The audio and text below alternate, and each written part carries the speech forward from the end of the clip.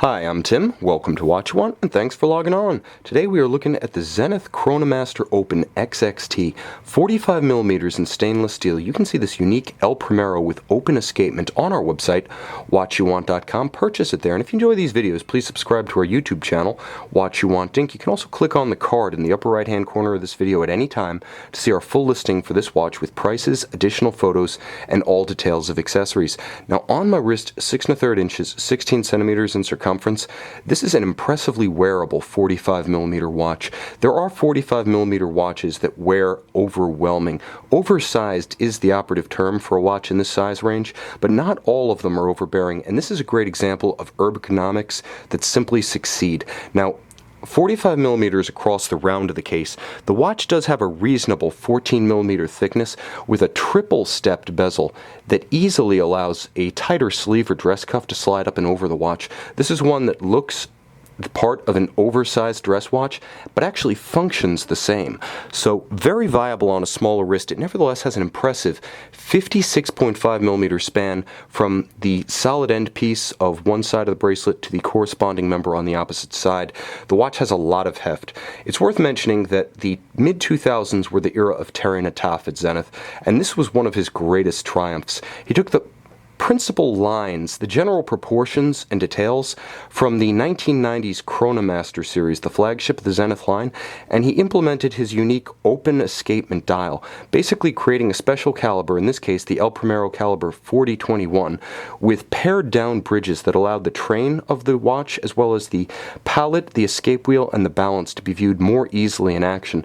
Realistically, it's about 90% of the impact, the visual excitement of a tourbillon, at about 10% or less of the price.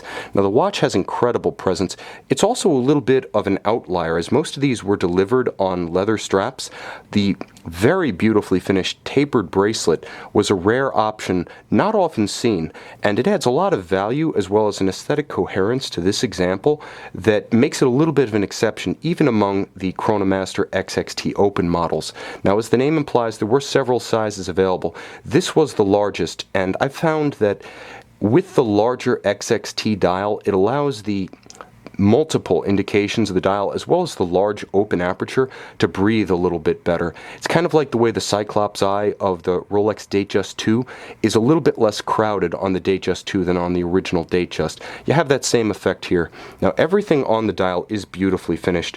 We have an applied Reserve de Marche scale that actually swells as it approaches its full 52-hour power reserve. Beautiful Dauphine hands at center. There's also a gorgeous Lancet-style chronograph seconds hand, which I will start up for your viewing enjoyment. And you can see that it has a beautiful lozenge-style counterweight. Quite gorgeous. Everything on the dial is easily legible at a glance. While it has no luminescence, it is a true dress watch in that sense. The contrast, the details, the finish of all the applied Roman numerals, absolute top-notch. Zenith executed this beautifully. Now, the bracelet warrants a little bit more description. It's very substantial. All of the links are solid. It is a 5-link design, very hardy, beautifully finished with contrasting satin and polished elements. It has a jewelry-like gleam to it. Now, it also has a wonderful double deployant Zenith manufactured clasp.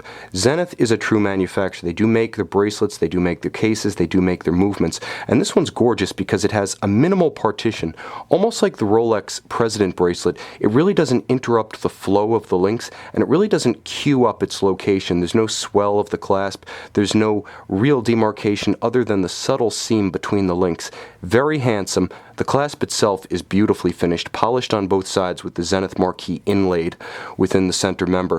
Now, the watch bears additional explication because the open dial was really a Zenith original. Terry Nataf did a lot of crazy things at Zenith during the mid-2000s, but the open escapement was one of his absolute hits. It's been copied by absolutely everyone, but for those who know Zenith as the El Primero company, it's worth noting that that was not the company's only triumph. The idea of bringing the escapement of the watch from the inside out, making it visible without turning over to a display case back, was Zenith's idea, beautifully executed. They still do it, and they're among the best in the business. Likewise, this watch is first and foremost a Zenith El Primero. Now, the Chronomaster was the top of the line, but what you see inside is a special open escapement version of the El Primero. This is known as the 4021. Boasts 39 joules, but the traditional column wheel architecture, a superb 52-hour power reserve. It is very crisp to operate. It does have the reserve de marche indicator on the dial, so this one's a bit more elaborate, as well as being a bit more exhibitionist than a typical El Primero.